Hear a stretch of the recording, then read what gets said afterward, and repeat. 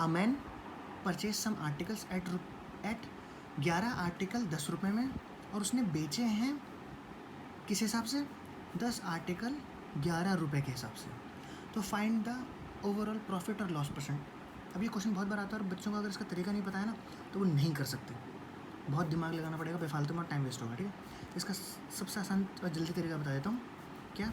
सबसे पहले जो आर्टिकल्स हैं, कितने आर्टिकल्स हैं, नंबर ऑफ आर्टिकल्स, वो लिखने हैं इधर। ठीक है, इधर लिखने हैं कितने रुपए में आपने उसको खरीद रहे हो, बेच रहे हो। ठीक है, अब आर्टिकल्स कितने हैं? पहले क्या है? 11 आर्टिकल्स, कितने रुपए में? 10 रुपये में। ठीक है, and he sells 10 articles for 11 rupees. ठीक है, हो गया इतना, इतना ही करना था बस। अब एक काम करना, इनको क्रॉस मल्टीप्लाई कर दो। क्रॉस मल्टीप्लाई कैसे करोगे? ऐसे, ऐसे तो करते हैं। ठीक है, मल्टीप्लाई करो, कितना आ गया? 121, और ये कितना आ गया? 100। आप पूछोगे ये क्यों किया? ये आपका सेलिंग प्राइस आ गया, ये आपका कॉस्ट प्राइस आ गया, कहानी ख़त्म हो गई यहीं पे। ठीक है, बस कैसे किया? आर्टिकल्स को लिखा 11 आर्टिकल 10 रुपये में, 10 आर्टिकल्स 11 रुपये में, क्रॉस मल्टीप्लाई कर दिया, क्रॉस मल्टीप्लाई किया 121, क्रॉस मल्टीप्लाई किया 100। अब जो आर्टिकल्स वाला है वो आपका सेलिंग प्राइस है, और जो रुपए हैं, जो रुपए वाले साइड का है, यानी कि ये जो मल्टीप्लाई हुआ है, ये आपका कॉस्ट प्राइस हो गया। अब बस अब आपका क्या है भाई? 100 में खरीदा, 121 में बेचा, इसका मतलब प्रॉफिट परसेंट हुआ है कितना? 21 डिवाइड बाय 100 रुपये, 100%, यानी कि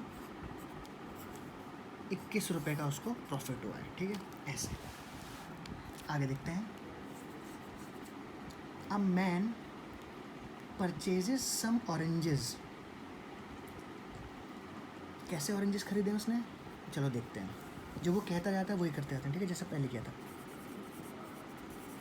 आर्टिकल्स और रुपीस।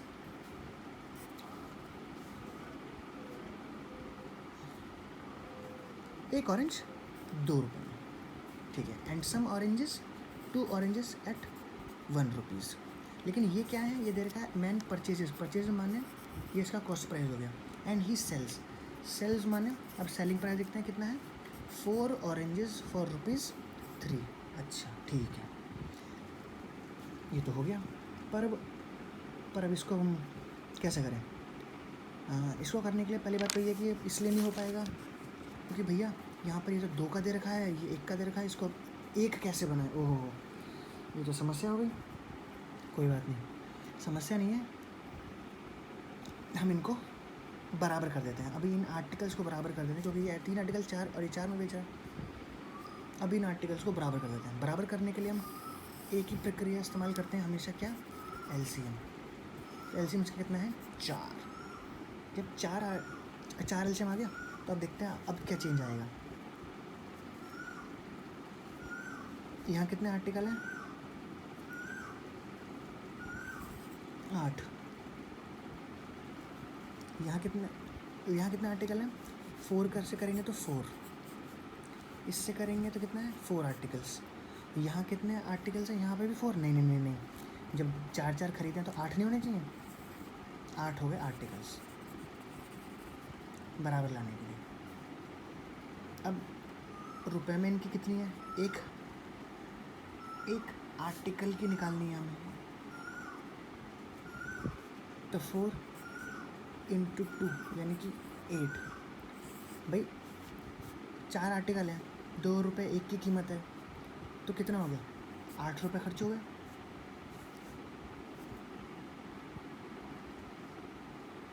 चार आर्टिकल हैं, 1 रुपये का है, इन आर्टिकल्स कितने थे?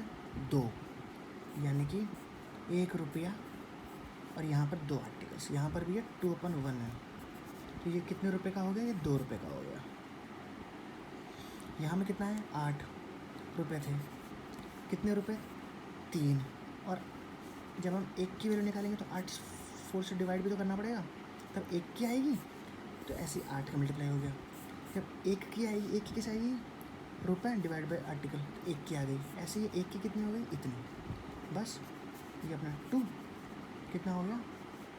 36, यानी कि कॉस्ट प्राइस उसकी है कितनी?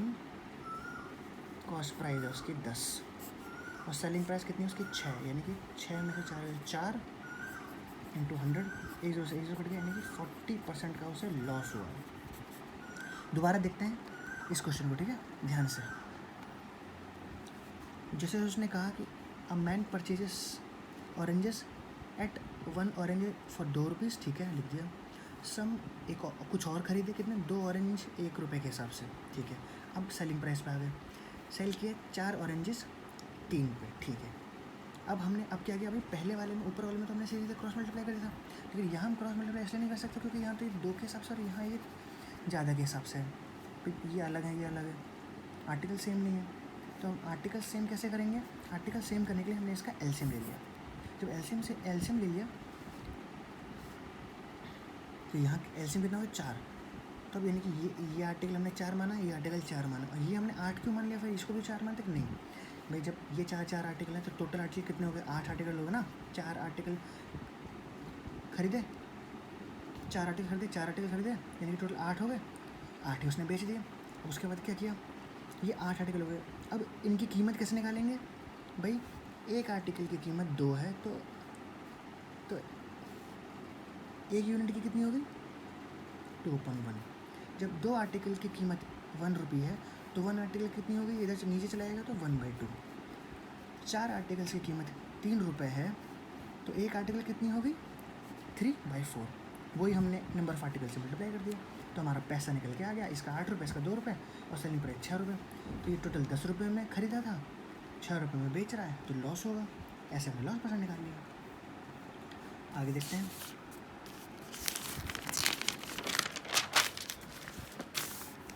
अ मैन सेल्स 2 आर्टिकल्स, पहला कितने पे 15% के लॉस पे और दूसरा कितने पे भाई, दूसरा है 19% प्रॉफिट पे। If during the whole transaction, दो टोटल ट्रांजैक्शन में उसको लॉस हुआ है 90 रुपये का, ठीक है।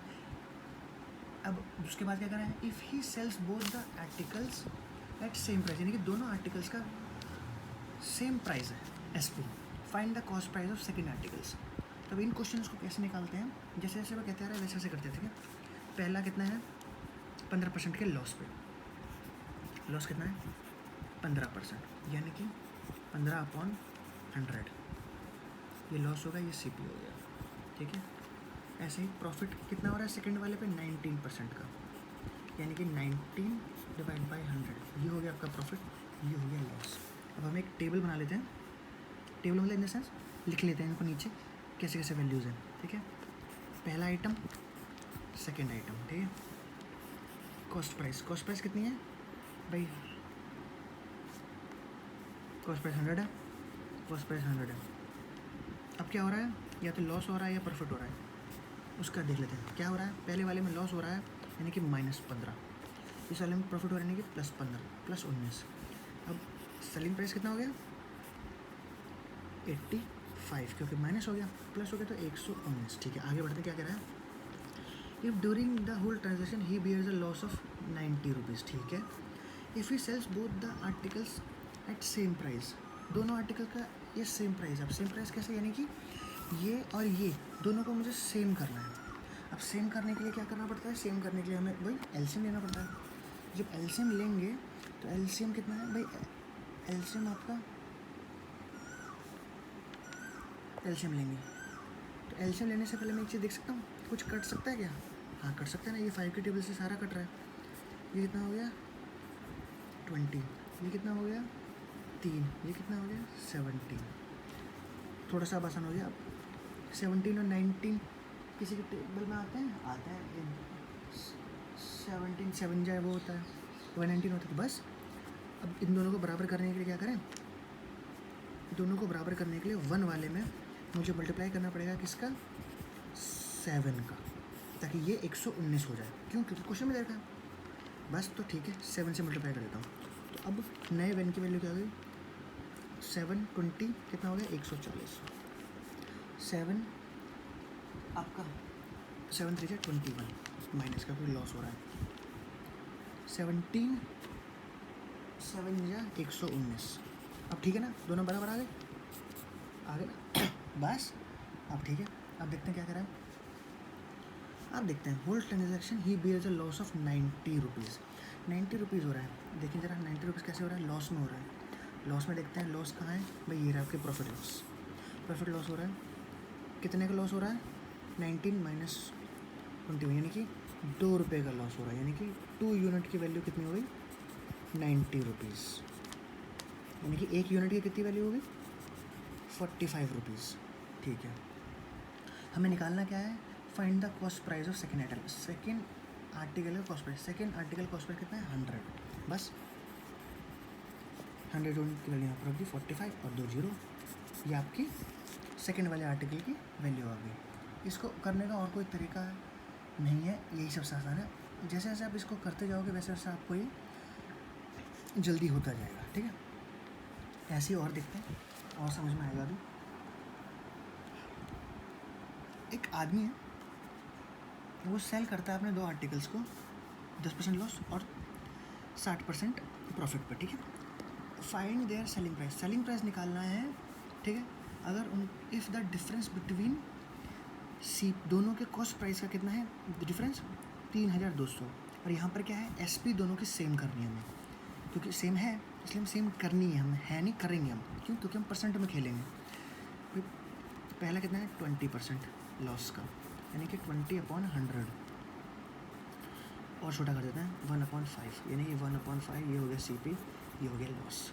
दूसरा वाला क्या हो रहा है भैया, प्रॉफिट हो रहा है कितना, 60% का, यानी कि 60/100, 0 0 कट गया, 2535 ये कॉस्ट प्राइस, ये आपका प्रॉफिट। चलो अब वो फटाफट टेबल देख लेते हैं, फर्स्ट आर्टिकल सेकेंड आर्टिकल। ठीक है, देखो क्या दे रखा है, कॉस्ट प्राइस, कॉस्ट प्राइस इसका 5 है, इसका कॉस्ट प्राइस कितना है, इसका भी 5 है, बहुत बढ़िया। उसके बाद क्या दे रखा है भाई, कुछ प्रॉफिट या लॉस हुआ होगा, उस वाले में देखते हैं। इस वाले में मेरा लॉस हुआ है 1 का, मानूमान, यानी कि एस पे कितनी होगी इसकी, 4। इस वाले में मेरे को फ़ायदा हुआ है 3 का, इसका मतलब ये कितना हो गया आपका 8। ठीक है, अब टेबल बन गई। अब क्वेश्चन में क्या रखा है, both the S P R same, S P same, S P both the S P R same, इनको सेम करना है। तो सेम करने के लिए क्या करूँगा, इसको 8, इन वाले सबको 2 से मल्टीप्लाई करना पड़ेगा सेम करने के लिए, इसको 2 से मल्टीप्लाई कर दो, 2 से 2 से 2 से। तो अब नए वाला क्या बन गया, 10 - 2 8, हो गए दोनों सेम। ठीक है, अब क्या कह रहा है, find the selling price if the difference between cost prices, यानी कि दोनों के कॉस्ट प्राइसेस का डिफरेंस कितना है, 3200। यहाँ यूनिट में कितना है, 5 का, यानी कि 5 यूनिट का डिफरेंस कहलाएगा 3200 का। ठीक है, अब हमें निकालना क्या है, फाइंड द सेलिंग प्राइस। ठीक है, सेलिंग प्राइस किसका, अरे दोनों सेलिंग प्राइस एक ही तो है, दोनों का 8 वैल्यू, तो 8 की वैल्यू निकालनी है मुझे, तो 3200 इंटू 8 डिवाइड बाई 5। बस अब सॉल्व कर दो 5 की टेबल से, 5 6 जा 5 4 40, बस अब इसको इससे कर दो 6 0 0 2, इधर चला गया तो 5 1, यानी कि 5120, ये आपका सेलिंग प्राइस है दोनों का। ठीक है, आगे बढ़ते हैं और देखते हैं अब क्या करें। A man, the S P of 2 articles is same, दोनों की आर्टिकल्स की एस पी सेम है। ठीक है, 1 article is sold at 20% profit and second article is sold at 20% loss. Find the cost price of both the article, दोनों की भैया पैसा निकालो। If each sell at rupees 9600, oh 9600 यहाँ पे इसकी वैल्यू दे रखी है। ठीक है, बहुत बढ़िया, जब दे रखी है तो इसको कर लेते हैं भाई। पहला क्या हो रहा है, प्रॉफिट हो रहा है 20% का, यानी कि 1/5, ये पी है, ये सी पी है।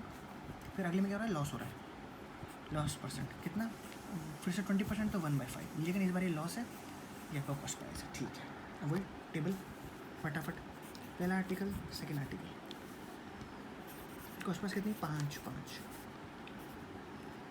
प्रॉफिट और लॉस कितना हो रहा है भाई, इसमें हो रहा है +1 का, इसमें हो रहा है -1 का, यानी कि SP कितनी हो गई 6 और 4। अब क्या दे रखा है, दोनों का वो कह रहा है कि भैया दोनों का SP सेम है, यानी कि लेकिन इसका SP तो अलग अलग है भाई। क्या करें, तो SP को सेम करने के लिए क्या करेंगे, LCM लेंगे। तो LCM 6 और 4 का कितना आएगा 2 3 2, यानी कि 3 12, LCM 12 आ गया, 12 LCM आ गया।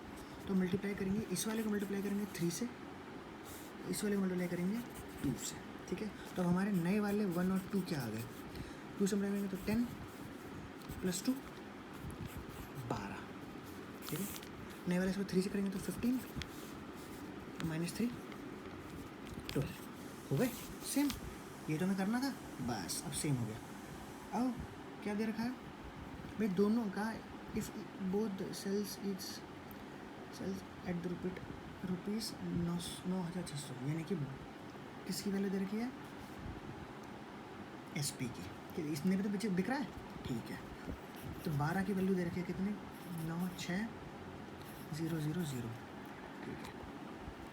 अब हमें निकालना क्या है, find the cost price of both the articles, यानी कि 10 और 15 की वैल्यू निकालनी है, ठीक है। जब 10 की वैल्यू निकालेंगे तो कितनी आएगी, 96,000 डिवाइड बाई 12 इंटू 10, और जब हमें 15 यूनिट की निकालनी होगी तो कितना आएगा, 96,000 12 इंटू 15।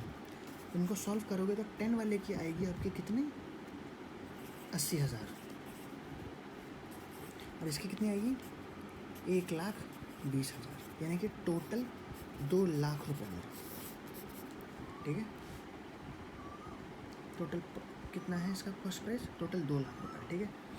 अब एक चीज़, यहाँ वाले में एक शॉर्टकट लग सकता है, लेकिन वो शॉर्टकट सिर्फ इसी में काम करेगा, क्यों, क्योंकि यहाँ पर आर्टिकल सेम, और जब आर्टिकल सेम होता है तो हमारा सीधे सीधे क्या लगता है, बट 20% का ही हो रहा है, दोनों सेम 20%, ये 20% प्रॉफिट 20% लॉस, +- 20 इंटू 20/100, ये हमने फॉर्मूला पढ़ा था।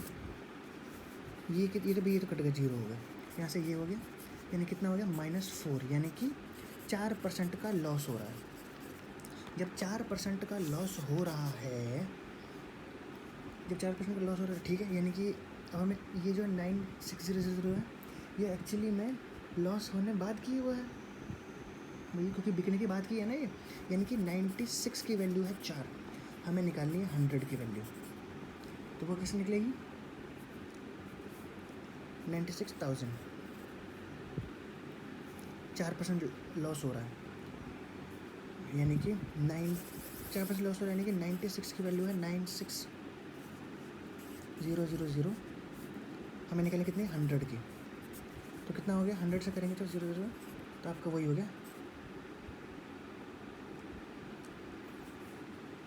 भाई 1 लाख। जब और क्योंकि 2 आइटम है तो 2 लाख, तो आपका डायरेक्ट आंसर 2 लाख इससे भी निकल जाएगा, ठीक है। ये देखते हैं अगला question. If a man sells a table at 12% loss and a book at 19% profit, he earns ₹160 profit. लेकिन अगर वो बेचता है 12 प्रॉफिट पे बुक को और 16% लॉस बियर करता है बुक पे, तो 40 रुपये का उसका नुकसान होता है। तो कॉस्ट प्राइस ऑफ 1 बुक निकालनी है। तो देखो इसमें क्या है, ये लग रहा हार्ड सा है, लेकिन ये है ये एक नॉर्मल इक्वेशन जैसा, जो कहते हैं वैसे ही करते आते हैं। 12% लॉस बुक पे, यानी कि -12 बुक पे भाई लॉस हो रहा है ना, एंड 19% प्रॉफिट हो रहा है, ये तो टेबल है, सॉरी टेबल हो रहा है, इस पर प्रॉफिट हो रहा है 19 का बुक पे, और टोटल उसका कितना हो रहा है प्रॉफिट, 160 रुपये का, ठीक है। अगला देखते हैं, अब हो रहा है उसे प्रॉफिट 12% का टेबल पे, लेकिन नुकसान हो रहा है 16% का इस पे बुक पे, और टोटल उसे नुकसान हो रहा है 40 का, तो ठीक है। तो इसको ऐड कर देते हैं, 120, तो 3 बुकों की कीमत हो गई 120, तो एक बुक की कीमत हो गई कितनी, 40, ठीक है। जब एक बुक की कीमत होगी 40, ओके, मैंने कहा find the cost price of one book. ध्यान देना, ये वन यहाँ पर सब कुछ परसेंट है ये, ठीक है। जब यानी कि 1% बुक की कीमत कितनी होगी, 40 रुपये। तो अब हमें कितने की निकालनी है कॉस्ट प्राइस, तो यानी कि 100 की निकालनी है, 100% की वैल्यू निकालनी है। 100% की कितनी हो गई, 40 इंटू 100 यानी कि 4000। ऐसे आंसर इसका निकल गया, ठीक है।